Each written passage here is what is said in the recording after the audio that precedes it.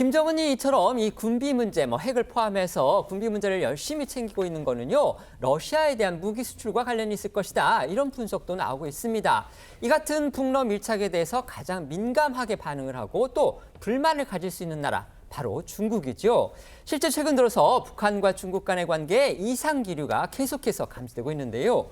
오늘은 중국이 대북 접경 지역의 밀수 단속을 강화하고 또 물건들을 압류를 하니까 북한이 거기에 김정은이 사용할 물품이 있다, 돌려달라 이렇게 요구를 했는데 중국이 거절했다는 보도까지 나와서 시선이 집중됐습니다. 네, 중앙일보 보도입니다. 이 신문은 복수의 소식통을 인용해서 최근 중국 해관 당국이 유럽에서 출발해서 북한으로 들어가는 밀수품을 압류했는데 이 가운데 김정은 전용품도 있었다고 보도했습니다. 정확히 어떤 품목인지 확인되진 않았지만 김정은이 사용할 사치품이나 기호품일 것으로 보입니다. 이에 북한 측이 압류된 물건이 최고 지도자가 사용한 물품이란 취지로 돌려달라고 요청했지만 중국 측이 반환을 거부했다는 겁니다. 이렇게 중국이 북한의 요청에도 단호한 태도를 보인 것이 맞다면 사실상 예외를 두지 않고 단속을 계속하겠다는 대북 경고 메시지를 보낸 셈입니다. 네, 그동안 중국이 이 접경 지역 밀수 등을 눈 감는 방식으로 이 북한 경제에 숨통을 열어줬던 것을 생각을 하면 이번 조치가 상당히 이례적인 것으로 보이는데요. 특히 중국을 통해서 밀수한 고급 양주, 명품 시계 등은요, 김정은이 그간 북한 간부들에게 선물하는 등 통치 행위에 활용했던 것으로 알려져 있습니다. 이 때문에 중국의 밀무역 단속은요, 중국 당국이 마음만 먹으면 언제든 이 북한의 숨구멍을 틀어질 수 있다라는 직접적 압박이기 때문에 이 김정은의 통치 자금 확보에도 타격을 줄 수 있다라는 분석입니다. 관련해 이런 중국의 냉랭한 태도, 최근 북한과 러시아, 북러 밀착과도 무관치 않다라는 지적입니다. 실제로 중국 당국의 이 대북 밀수 행위 단속이 아주 체계적으로 이루어지고 있다. 이걸 보여주는 징후 곳곳에서 나타나고 있습니다. 네, 중앙일보 보도에 따르면 최근 중국 해경이 북한 배를 단속하는 과정에서 가스총을 사용한 데다가 아예 북한이 밀수에 사용한 쾌속전까지 몰수한 것으로 전해졌습니다. 이뿐 아니라 공안이 밀수업자 체포에 머무르지 않고 대북 물자 공급체까지 구속하고 있다고 합니다. 중국이 밀수업자의 과거 금융거래 내역을 추적해 관련 계좌를 동결하는 방식으로 단속을 강화하고 있다는 중앙일보가 보도했는데요. 올해 초부터 단속이 강화되며 중국에서 활동하던 북한의 외화벌이 인력을 포함해 밀수업자 수백 명이 공안에 잡혔다는 소식까지 돌았다고 합니다. 외화벌이 인력까지 잡았다. 결국 이 얘기는 북한이 외화벌이, 그러니까 달러를 조달하는 그 창구를 막아버렸다. 지금 이렇게 볼 수 있는 겁니다.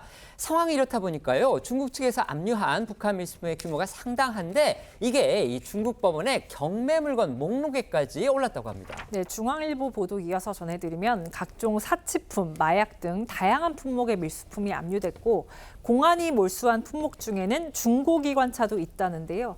금액으로는 수억 위안, 우리 돈으로는 수백억 원으로 중고기관차는 이제 중국 법원의 경매 물건 목록에도 올랐다고 합니다.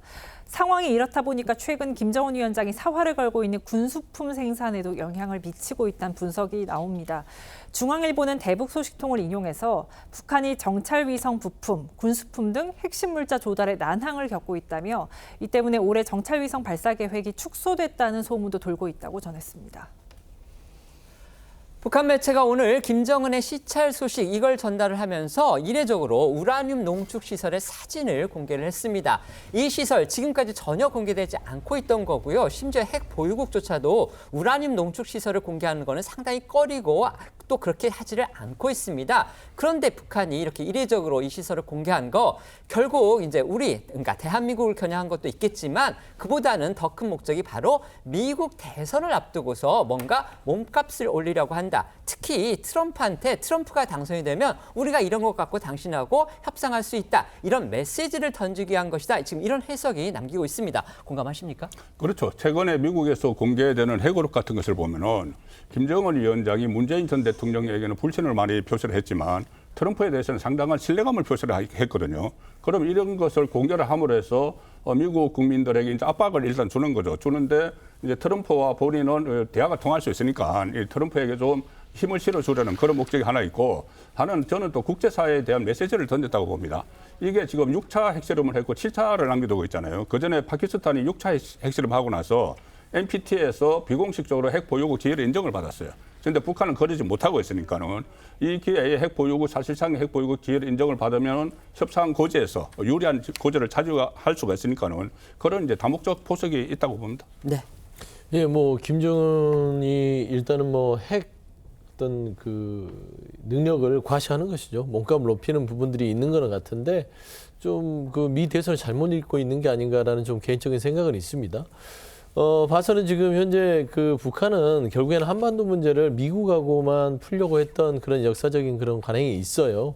하지만 지금 현재 북한은 대한민국과 대화를 하지 않고서는 지금 한반도 문제를 풀 수 없다는 것을 좀 깨달아야 되는데 저런 식으로 계속해서 핵 도발 같은 것들, 핵 몸값을 위해서 핵에 대한 어떤 운영실을 보여주는 것들, 결국에는 이제 정권의 어떤 막바지에 이르지 않냐라는 좀 추측이 되는 단면인 것 같습니다. 네.